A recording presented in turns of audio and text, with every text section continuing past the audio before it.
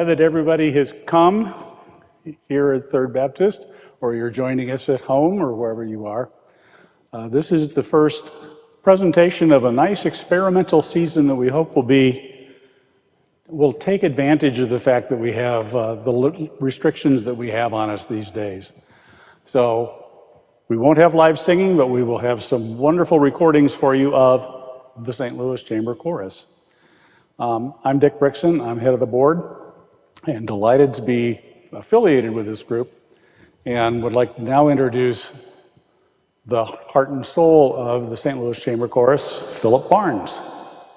Thank you, Dick. Thank you, everybody, for joining us today to learn a little more about this remarkable choir. You heard at the beginning there a choral fanfare by John Rutter. I thought it was an appropriately festive way to begin this series of presentations, because even as you say, Dick, in this challenging time of the coronavirus, this has forced us and given us the opportunity to really take stock of where we've come from in the last 64 years, and really what an amazing group it is, how anybody who is associated with it has got great reason to be proud of that association, and how the city of St. Louis really should be very proud of the accomplishments of this homegrown group. Yes.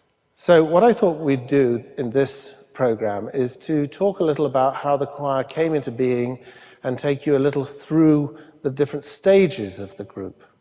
Back in 1956, in the autumn of 1956, a very young Englishman called Ronald Arnatt, who was fresh in St. Louis, he'd only been here, I think, for 2 years, becoming a very young choir master and organist of the Episcopal Cathedral downtown, Christchurch. Ronald Arnatt decided that the city was not properly served for smaller scale choral works with orchestra. And so he founded the St. Louis Chamber Orchestra and Chorus. And this group performed some American premieres, some world premieres as well, but American premieres of pieces by some very famous composers like Stravinsky and Delius. And the group really existed under Ronald Arnatt's tutelage in that format for about 24 years, I'd say. And so we're going to find out how the St. Louis Chamber Chorus eventually emerges from what was originally an orchestra and chorus. But before we do that, I thought it'd be fun to hear a piece that was actually at the first public performance by the Chamber Chorus back in 1956 and 57. They made good use of the repertoire, and they did a couple of performances that are sort of described as first performances.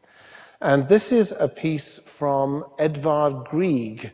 It's one of the very last things that great Norwegian composer wrote. He died in 1907, I think. And this is right towards the end of his life. He composed 4 psalms.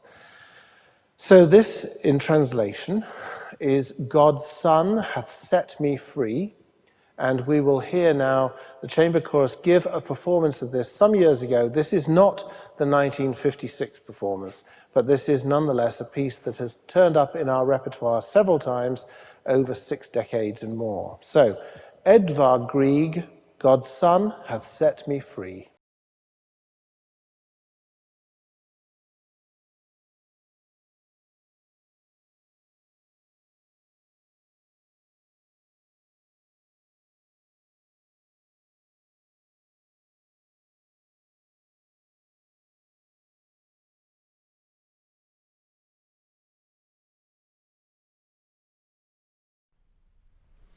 God's Son hath set me free.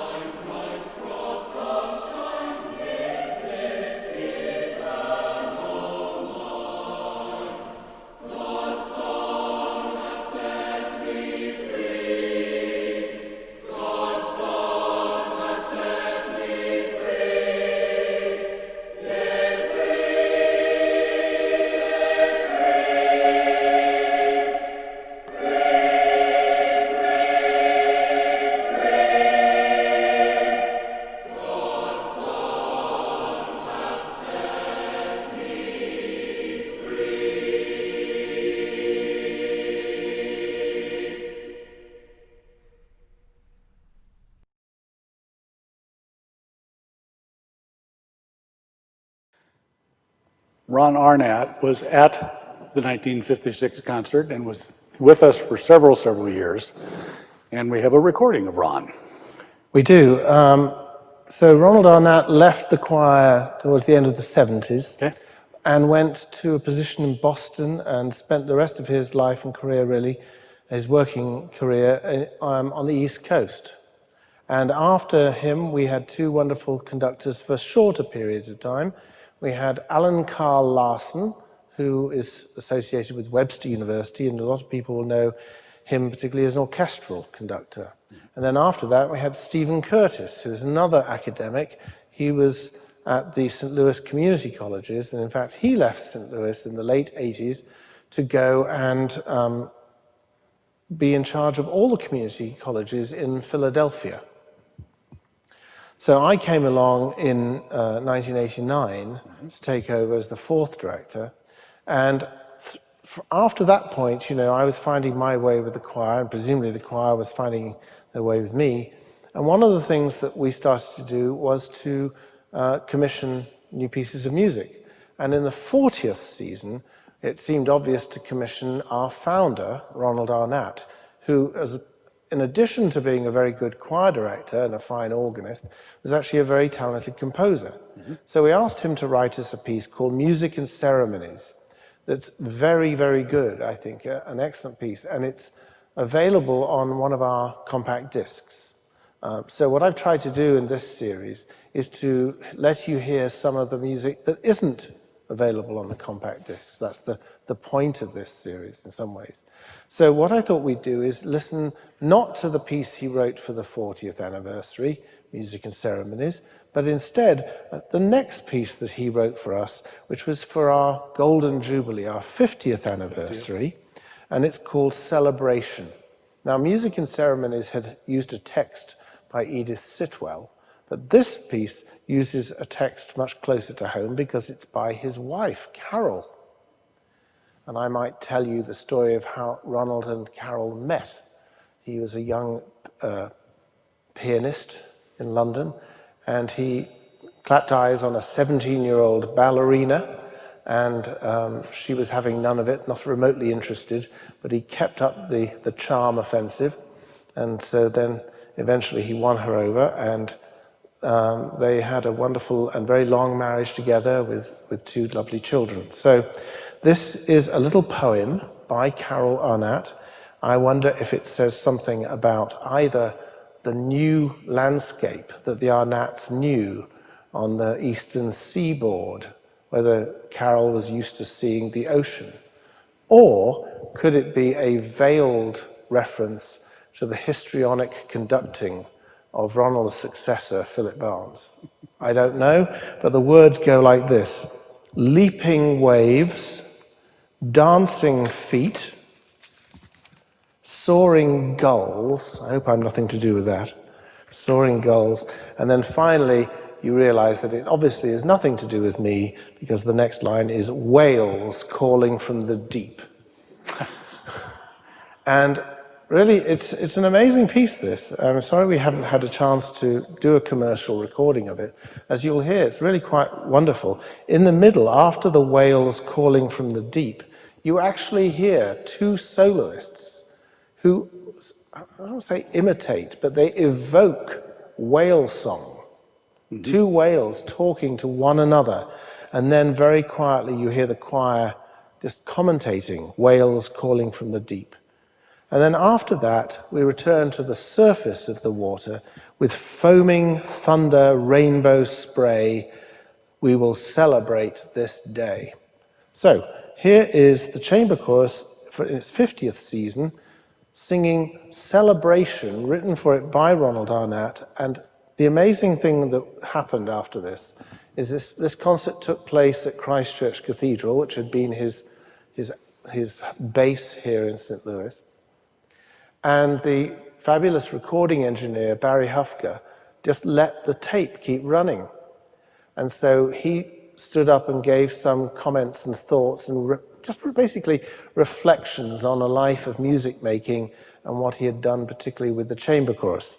So what we'll do now is we'll hear those comments You might find them a tad hard to make out in the echoey room, so I've transcribed them for you as well, so you'll be able to see them as subtitles or surtitles as well.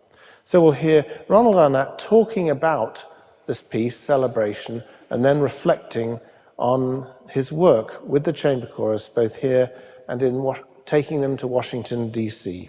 So, music by Ronald Arnatt and comments. Celebration.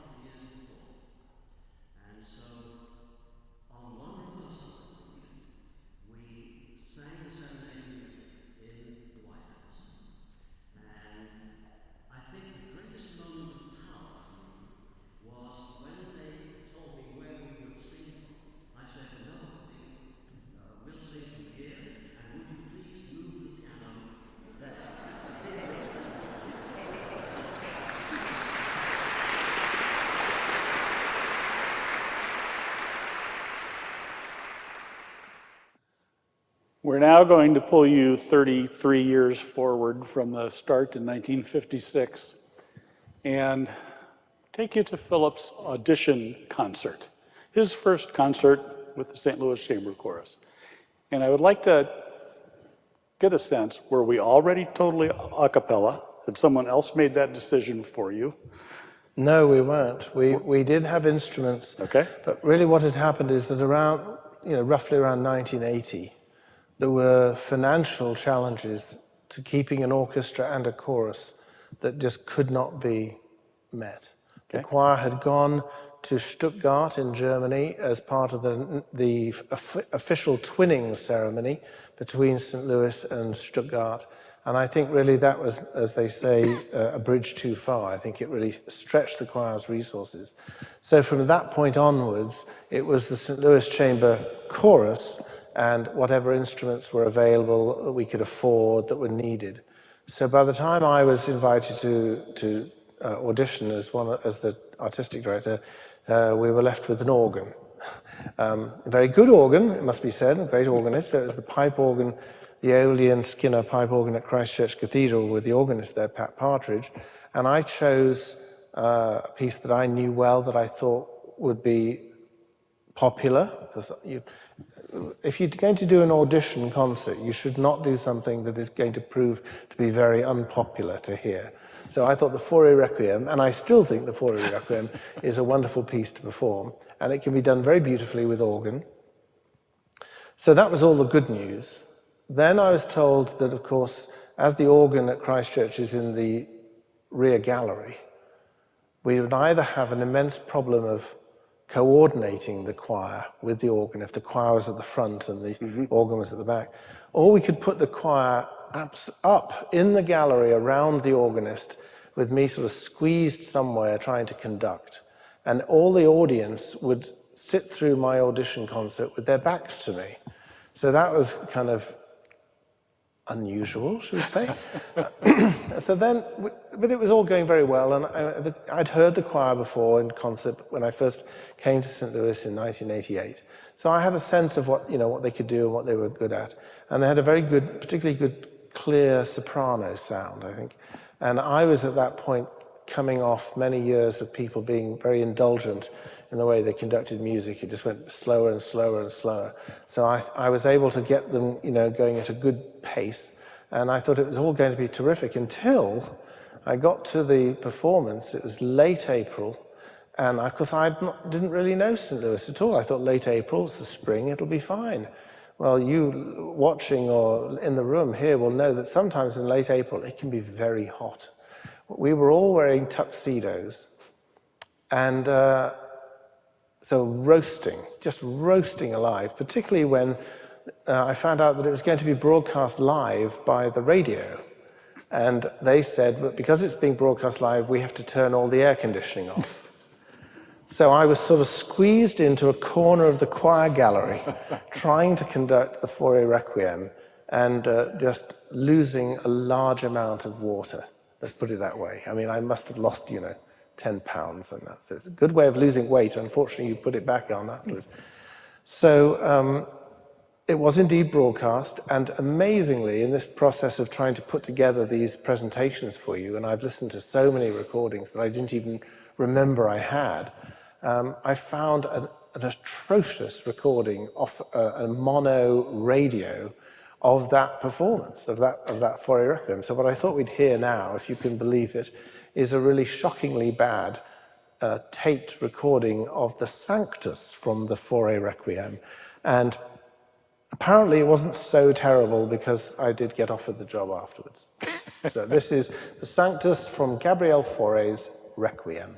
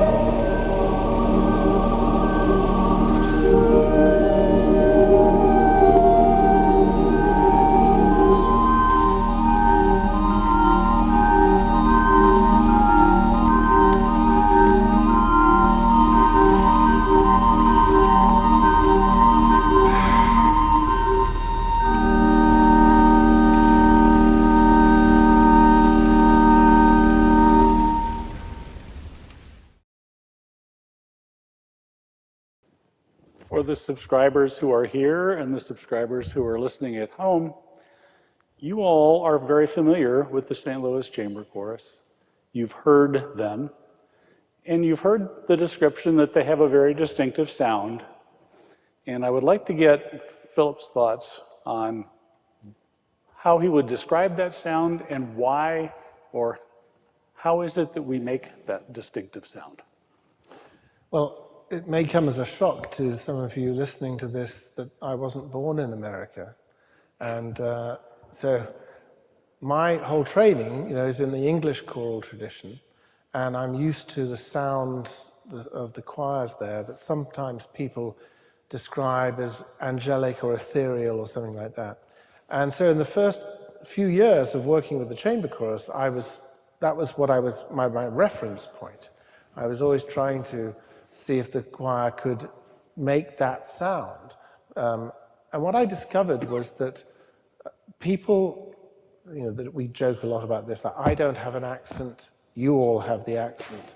But people in St. Louis don't just have a St. Louis accent, they have the accent where they grew up. And people come to St. Louis for work or family. And so what I was faced with was a lot of different accents. And if you put them all together and try to sort of make them blend together, but not try to make them into an English choir. Otherwise, I'd be trying to sort of make a choir for Downton Abbey or something like that. But if you try to make the choir sort of listen to one another, what emerges is this distinct, different timbre or timbre to the sound that I think it's clearly American, and it's not a British sound at all. And it's not twangy or anything like that, but it just has a sort of a little more depth to it, I would suggest. And so what I realized was when the choir started to perform music that wasn't Benjamin Britten or Herbert Howells or Gerald Finzi or William Byrd, when they were performing other pieces, you actually started to hear sort of almost overtones in the way they sang that I wasn't used to. And what particularly came to my notice was that the choir never, to my ears anyway, never sounded better. What I mean by that is maybe more convincing. They never sounded more convincing than when they were singing German repertoire.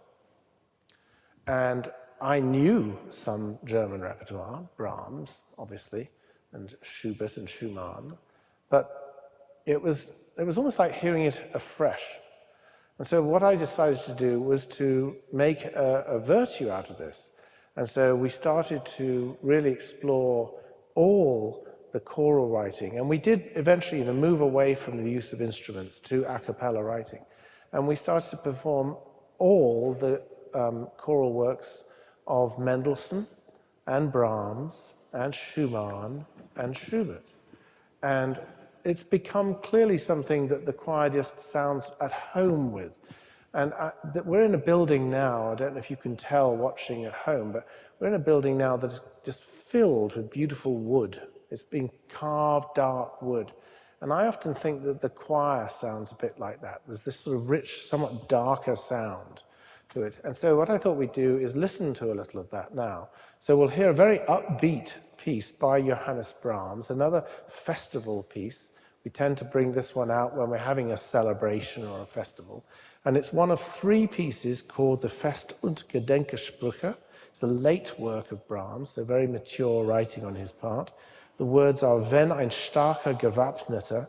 And you really hear, I think, the choir declaim this music. And the only thing I'll say to conclude is, once you've heard this choir sing this music like this, when you go back and you listen to a beautiful recording of, let's say, Trinity College, Cambridge in England, who have recorded these pieces, it's anemic. It just doesn't have the sort of guts and commitment to it that this choir has. And that's why, folks listening, you will always hear some German repertoire in every season, because that's what this choir does particularly well. So, without any further ado, let's hear Wenn ein starker Gewappneter by Johannes Brahms.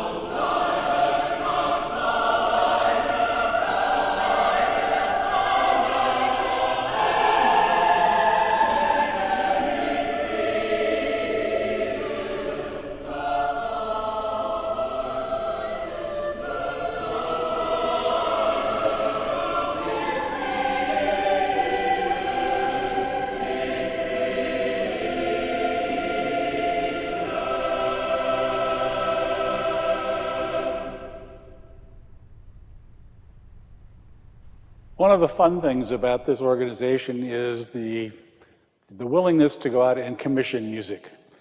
Many of you in this room and many of you at home have either gone through the process of commissioning your own music or you've had something commissioned on your behalf. And it's a real thrill to be able to do that. And I know there was a story where somebody had a piece of music done for your first music teacher. That's right, yes. So I never, first of all, with the chamber, because I didn't think I was ever going to be conducting it as long as I have been. But the judge kept sending me back, so no good behavior. I never thought that I'd be doing so much German music, but hey presto, we are. And I certainly didn't think that we'd be doing a lot of new music and commissioned music, but that is the way the choir sort of unfolded, and it's been a great privilege to be involved with that. And it does actually, as you say, go all the way back to when I was 10, which is not that long ago. And I was at a very distinguished school in England called the Manchester Grammar School, and every year the entire school, 1,500 boys, would climb on buses and go downtown to the cathedral, and we would have what was known as Founders' Day service there. And I remember, I'm sure I was 10, it was my first year. I was sort of very impressed by the whole thing. It's on a very big scale. And the charismatic music teacher there, called Richard Sinton, presented us with this modern piece of music, not at all like the music I'd sung in my own church choir, and said, you know, this is the piece we're going to do for the service, for the Founders' Day service. And it's by a friend of mine who wrote it for me when I was making music in London. And his name is Richard Rodney Bennett. And it's a setting of the poetry of John Donne, Hear Us, O Hear Us, Lord. So let's listen to that now. Let's listen to the John Donne setting by Bennett, and then I'll tell you a little more about how that then led to eventually Richard writing something for the chamber chorus. So, Hear Us, O Hear Us, Lord, by Richard Rodney Bennett.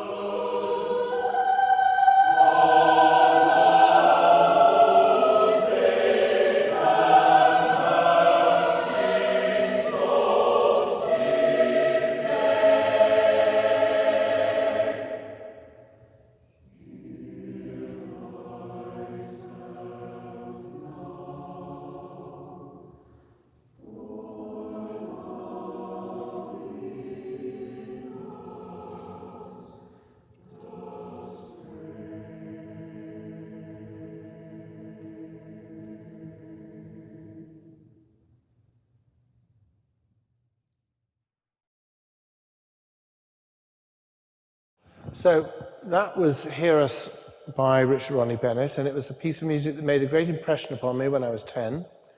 And so when I started to conduct my own choir in England, in the Hereford Chamber Choir, I performed some Bennett. And then when I came here, I was also eager to have the choir sing some of his music, because I think it's so brilliantly written for the voice and very sort of impressive. And in the 1990s, I had occasion to be going to New York quite a lot. And once I was there with a friend, and I think I was saying how it was going really well with the chamber chorus back in St. Louis, and how I loved the music of Richard Ronnie Bennett. And she said, well, you should tell him. And I went, no, you don't do that sort of thing. So she said, he lives just around the corner. You should tell him. And I went, no, I couldn't possibly.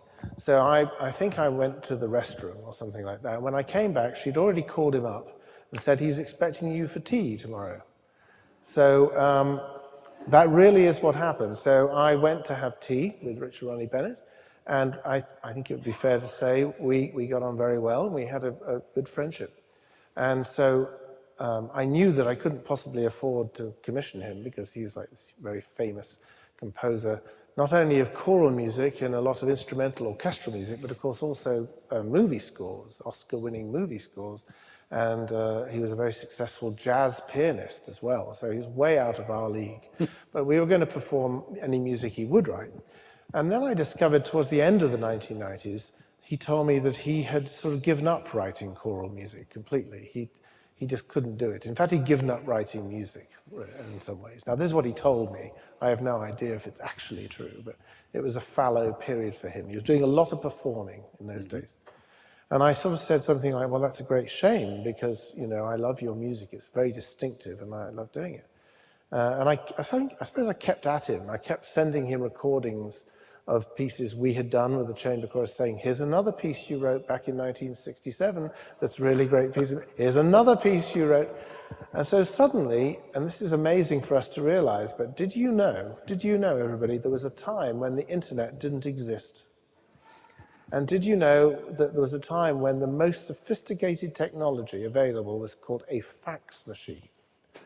And what happened was that it was in January, I think, it was in mid-January, I just got this fax from him saying, I've got it here somewhere, just if you don't believe me, don't know if the camera can pick it up, it just says, fax to Philip Barnes, Philip, surprise,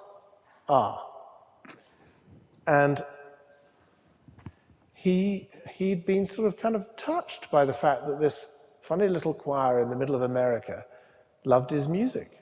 And so he'd started to look again at the idea of writing choral music. At the same time, he had formed a good friendship with Paul and Linda McCartney. And because he'd helped Paul McCartney write a big choral oratorio. So he was very upset and very sad when Linda McCartney died.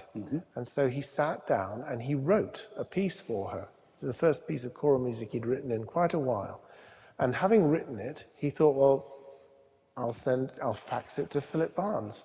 So I got it on something like the 11th of January. For whatever bizarre reason, we were recording, I think, a CD on like the 13th. So I photocopied it, and I brought it along to the recording on the 13th, and I said, everybody, we have to learn this piece of music quickly. I know it's not a Spanish Renaissance, but still, we're going to learn it. And so, because we were doing a Spanish Renaissance Christmas. And so we recorded this piece, I think really rather well. And the engineer worked basically overnight to produce the master. The next morning, we put it in the FedEx box. And so Richard wrote it on the 11th, and he had this recording on the 15th, which in those days was just extraordinary, the turnaround. And I'm so proud about this is that, A, it's a wonderful performance, I think, of a beautiful little piece, but it unlocked the writer's block for him. And then he decided he would write another piece in memoriam, and it was to a former student of his who was teaching music at Fontbonne in St. Louis, John Phillips, and he called it A Contemplation Upon Flowers, and he dedicated it to us. So we did get a piece written for us by the great Sir Richard Ronnie Bennett. Now that, of course, is available on our commercial CDs, so you're not going to hear that now. You can hear that if you get the CD, or you get it through iTunes or something like that. But what we will hear is we'll hear that recording. It's called A Good Night, that recording that we made in the middle of the winter, 2 days after it was written.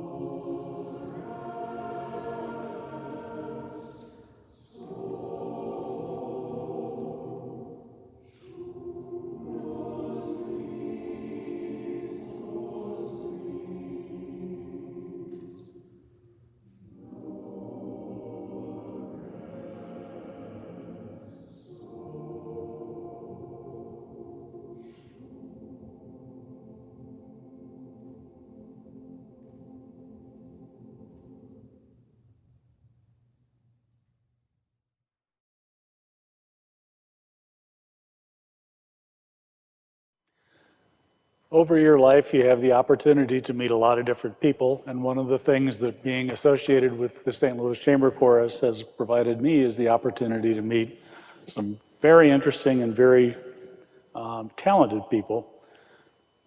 But one of the people I got to meet a while back was Sasha Johnson Manning.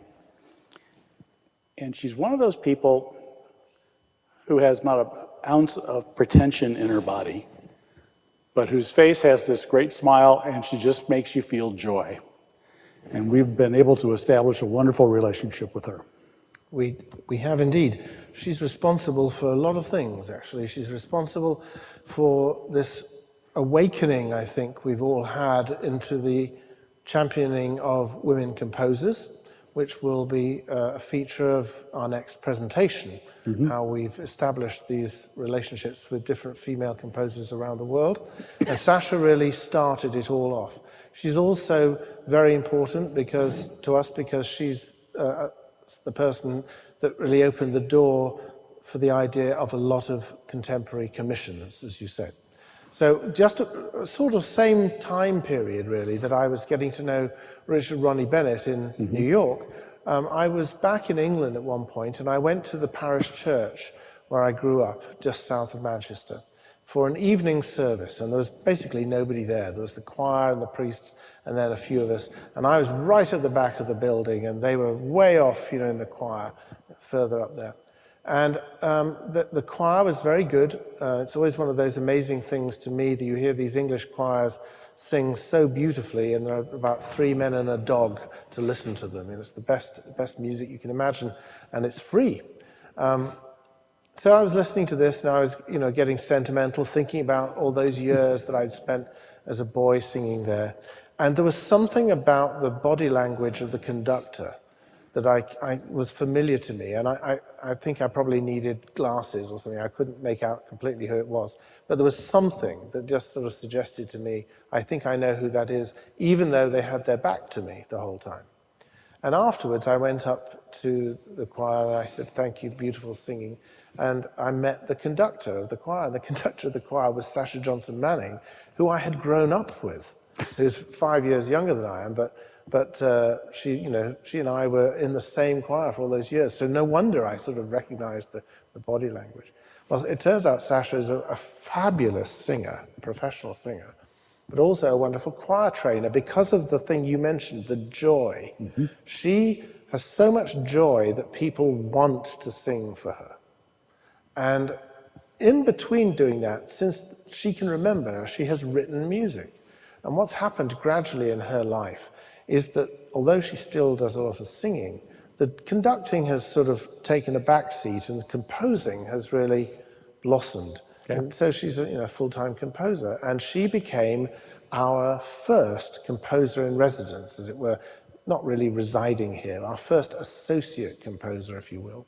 And the piece that I asked her to write was a little Latin prayer called Requiem Aeternam, which is, of course, taken from the full Catholic Mass for the dead. Little did I realize that this piece that she would write for us would be so beautiful and so infectious that we then decided, A, to develop this professional relationship with her over many years, but also she would then go on and write every subsequent movement in that Catholic Mass of the Dead, so that it is now an 8-movement full requiem, which is again available on one of our compact discs. So let's hear now how it all began. This is Requiem Aeternam by Sasha Johnson Manning.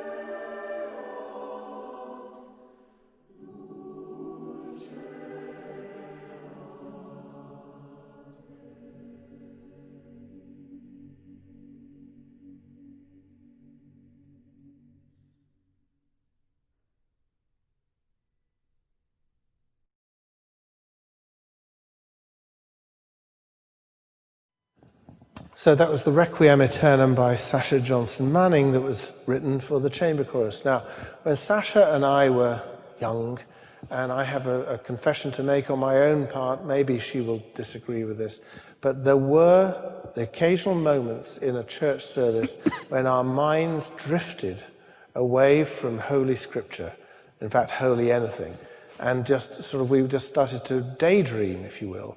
And we would have pieces of music, and on the back of the piece of music, there'd normally be a list of all the other pieces that were published by that same company.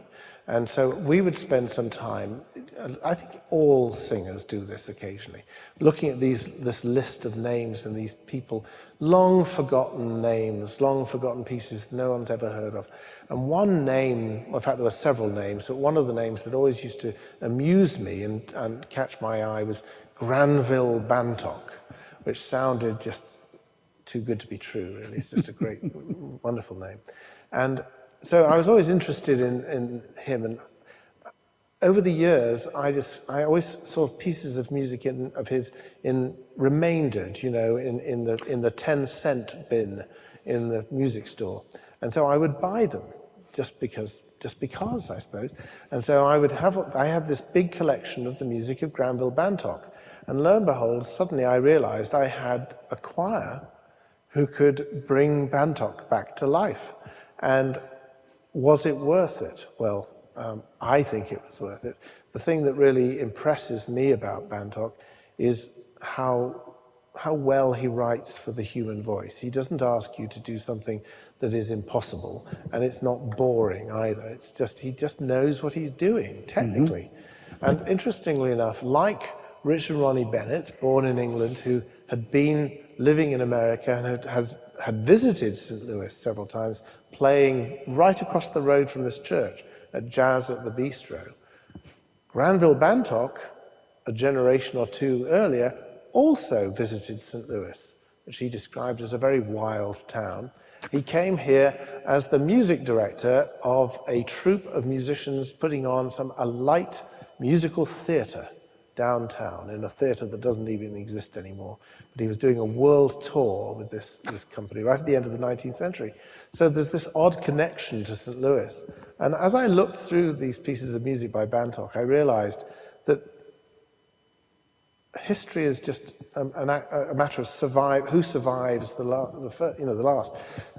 No one was doing a lot of this music at the time. Now, ironically, folks, if you now Google Granville Bantock, you will find books written about him, you will find other companies making discs of his huge, massive oratorio called Omar Khayyam in 3 CDs, I think, has been fully recorded now. A lot of his orchestral music has been recorded, and we in St. Louis hear that orchestral music played regularly on our classical radio station. So it struck me at the time, this is a composer with something to say and does it very eloquently. So let's hear now a piece of Granville Bantock. This also is called Requiem, but it's not a liturgical requiem. It just takes a little rather touching poem by Robert Louis Stevenson called Requiem. So here we have Requiem by Granville Bantock.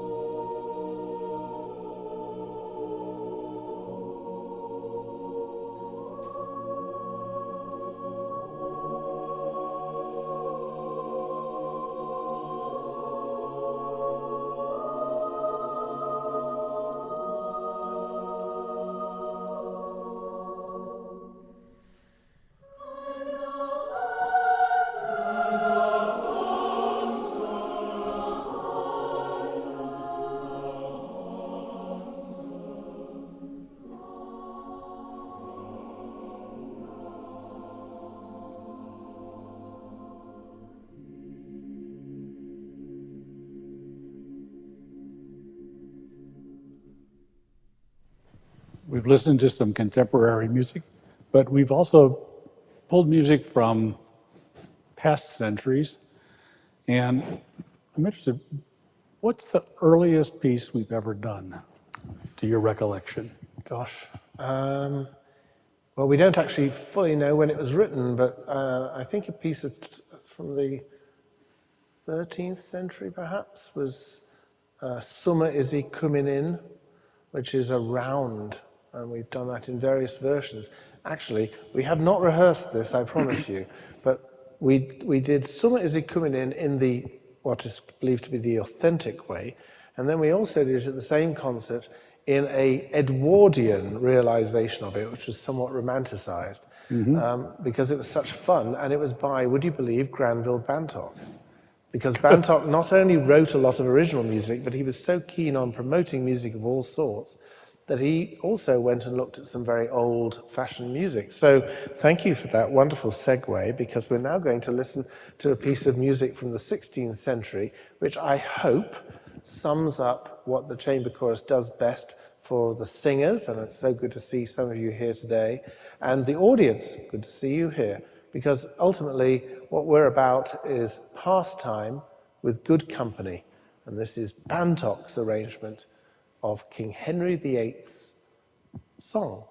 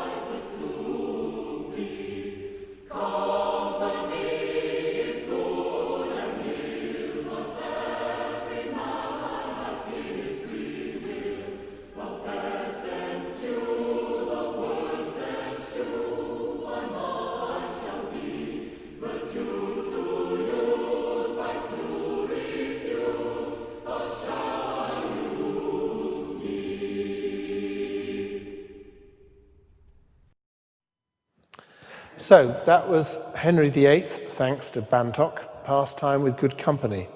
And Henry VIII is not the only old composer whose music we sing. Contemporary with him, there was a remarkable Tudor composer called John Shepherd.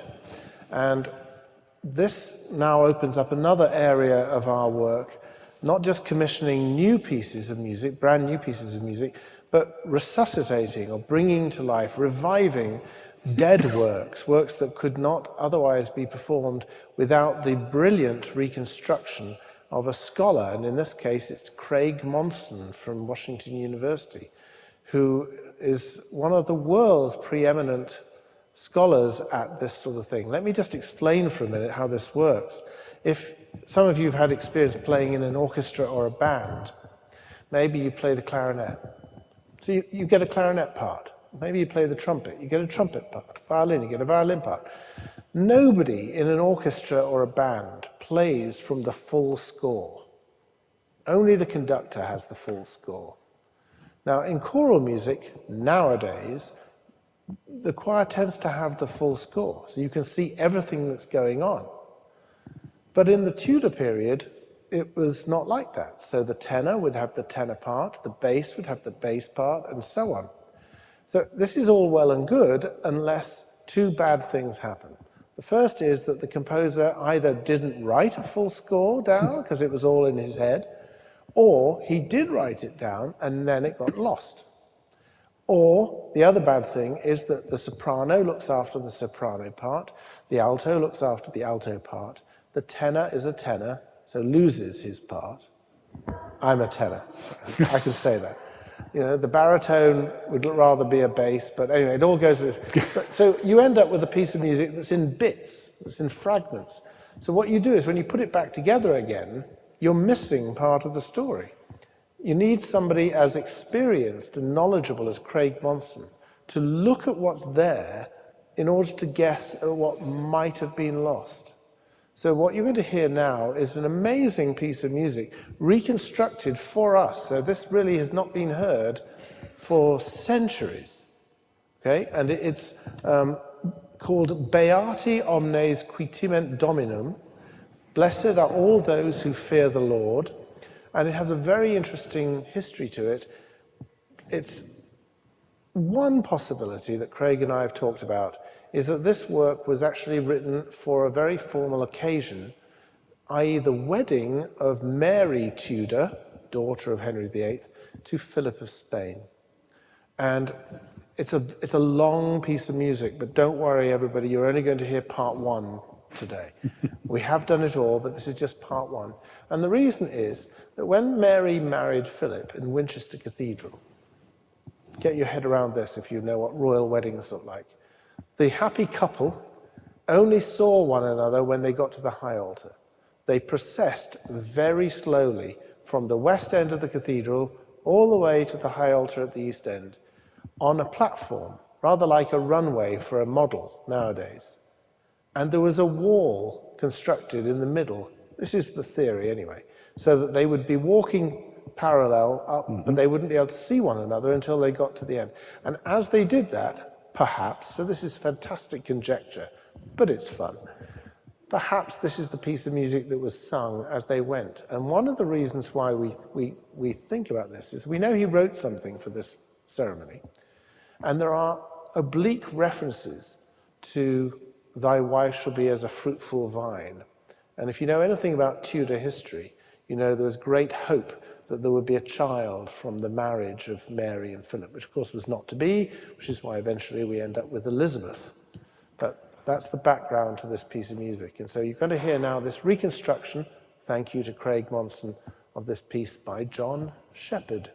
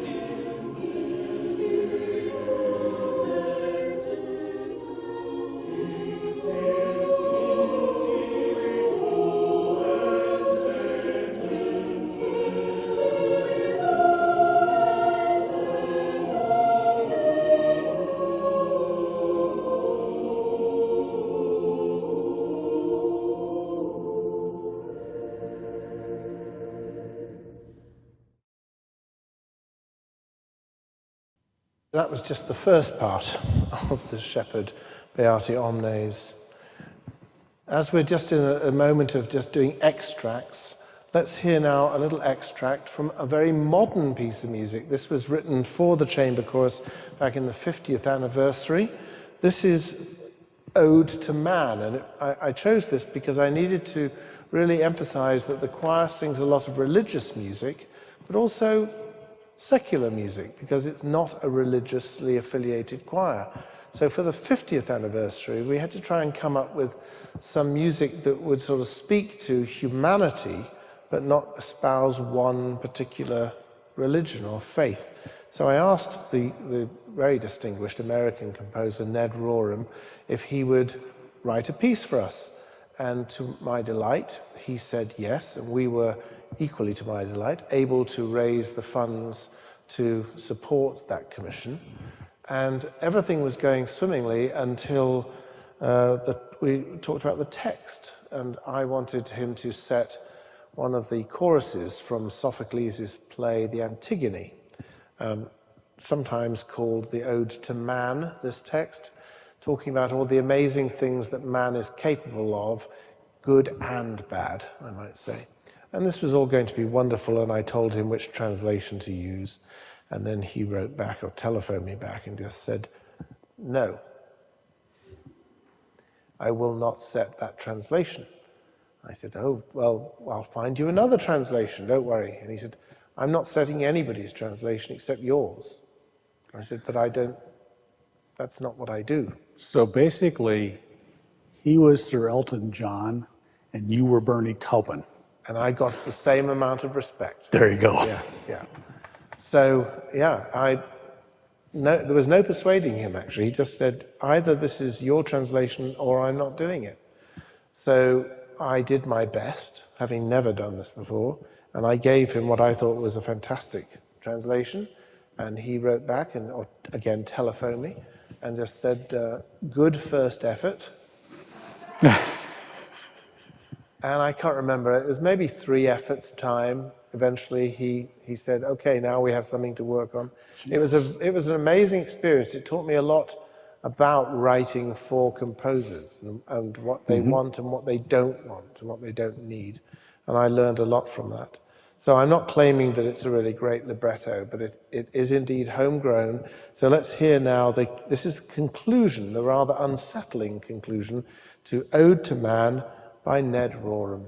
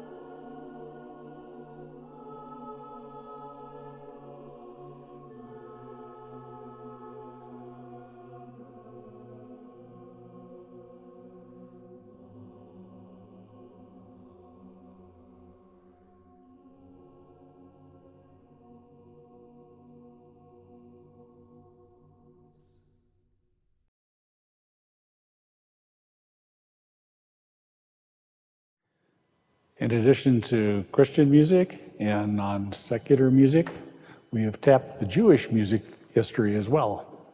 We have, yes. The composer Darius Milhaud, one of the movement known as Les Six, the great six revolutionary composers in France in the early decades of the 20th century, was not only a French composer, but he was also followed the Jewish faith, and he wrote extensively, really, for that. He wrote a complete Shabbat service, I think for a Saturday morning, not Shabbat, Saturday morning service. And he wrote an immense amount of choral music through a long and productive life. And one of the great joys and privileges of conducting the chamber chorus has been the opportunity for me to get to know this repertoire. It's a lot of music that I didn't otherwise have any access to growing up in English cathedrals. But it's really fantastic music. And if you like the music of Poulenc, this I like to think is like grown-up Poulenc. It's very well written and inventive. So what we'll hear now is the conclusion again of a cycle of 3 songs that we have performed on several occasions called Les Deux Cités. You'll hear the choir doing a wonderful job with the French lyrics, because where possible we always perform in the original language. And so this is Darius Milhaud, Jerusalem.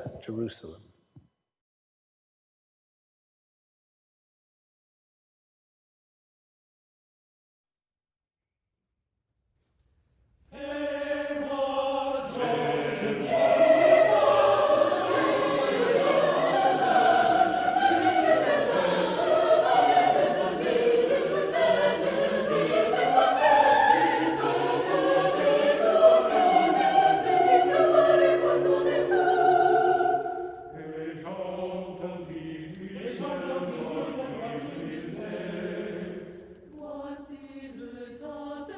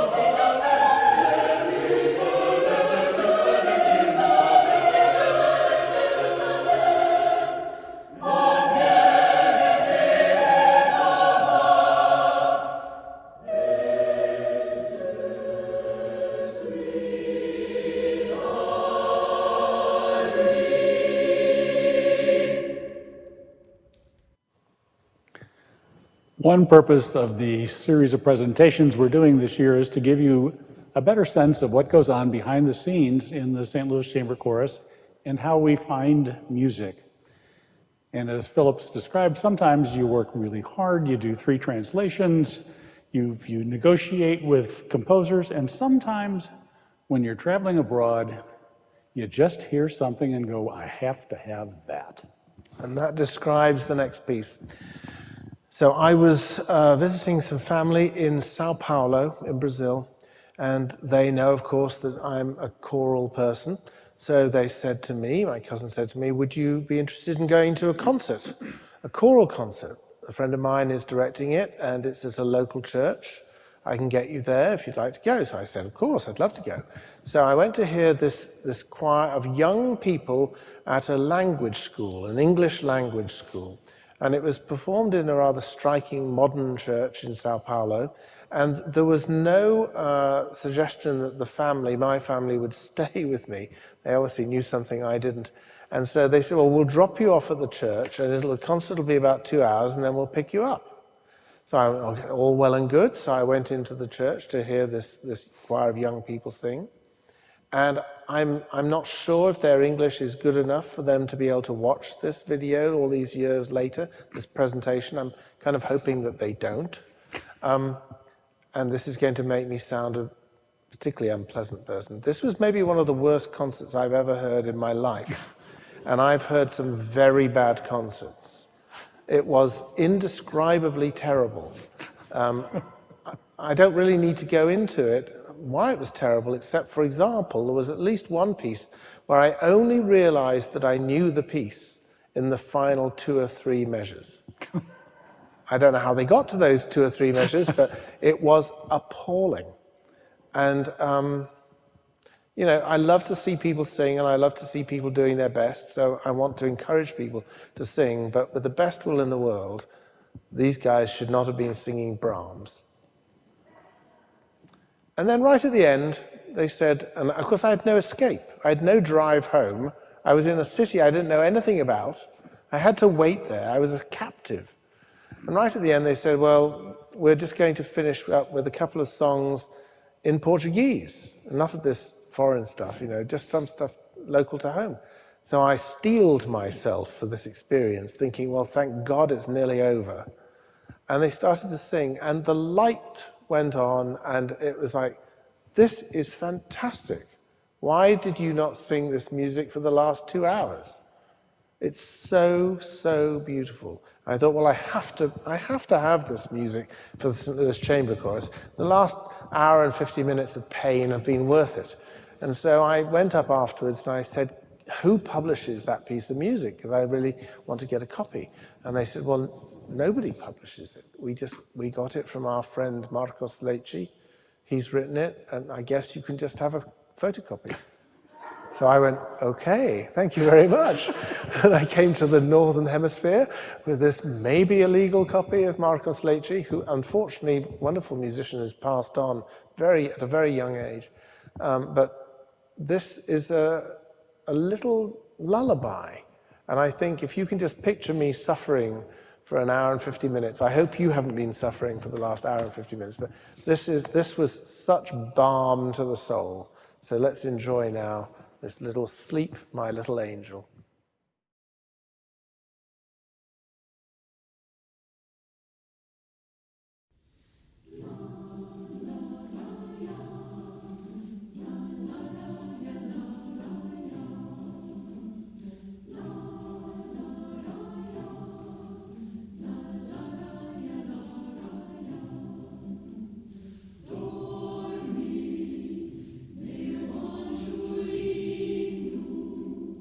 La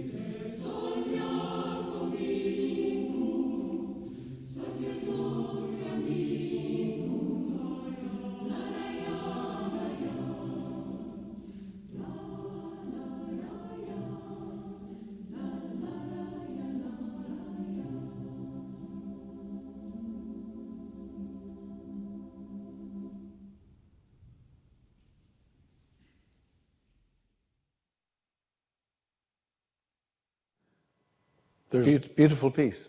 I love that piece. And there's little that I can add to the next composer, just Vaughan Williams. Well, right, you heard Ronald Arnatt make reference to Vaughan Williams in the opening concert of the choir 65 years ago as being central to the repertoire. Vaughan Williams is central to choral repertoire. He wrote symphonies, he wrote orchestral music, operas, but he really excelled at writing for choirs. And so choirs around the world make sure that Vaughan Williams is in their repertoire, and he certainly is in our repertoire. We've performed a great amount of his music. And one of my particular favorites is a setting from Pilgrim's Progress by John Bunyan. This was an author and a work that fascinated Vaughan Williams all through his life. He set various bits of Pilgrim's Progress over and over again. He wrote an opera, basically, called Pilgrim's Progress, which is interesting to me because he was not a Christian in the conventional sense. He was definitely an agnostic, but he found something deeply inspiring in the language of Bunyan. And so we'll hear now a piece that was written in the dark days of World War II. So just remember that, think about that. The dark days of World War II after the Blitz, and you get Mr. Valiant for Truth crossing over to the other side.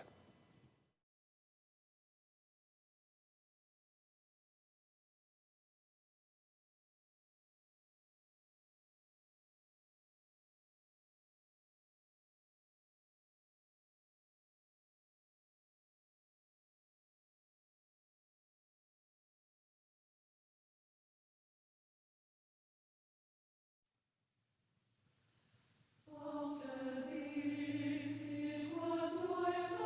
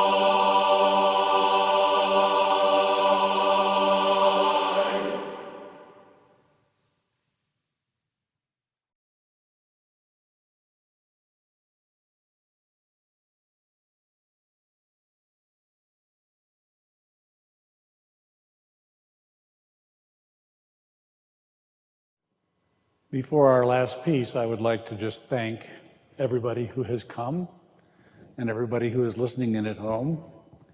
This is an experiment, and we hope that what we are bringing you is something unique here in St. Louis, taking the best advantage of the circumstances with the COVID that we can. And our last piece is from a composer who's come over here. We have commissioned him for several pieces. Choirs around the world love to sing his music, and some people have been lucky enough to have a commission done on their behalf by Erich Eschenwalds.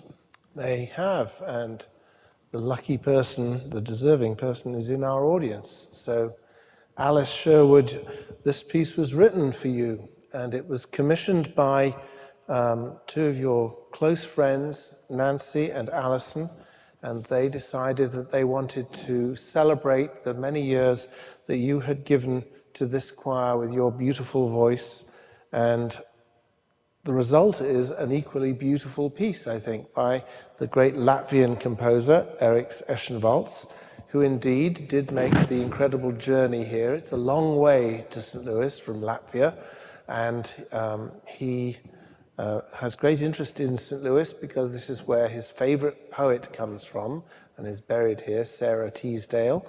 But this time he set words from Khalil Gibran on friendship. And I think as we all hear this beautiful piece written for Alice, using these very touching and affecting words, it reminds us of what music can be and what this choir can be at its best. Earlier on, I talked about the fact that we aimed to always give pastime with good company, but we also seek to make friends and celebrate friends. And so, friends here in the room and friends watching out there, thank you very much for your continuing belief in this group and your support. And with that support, we will be back singing live.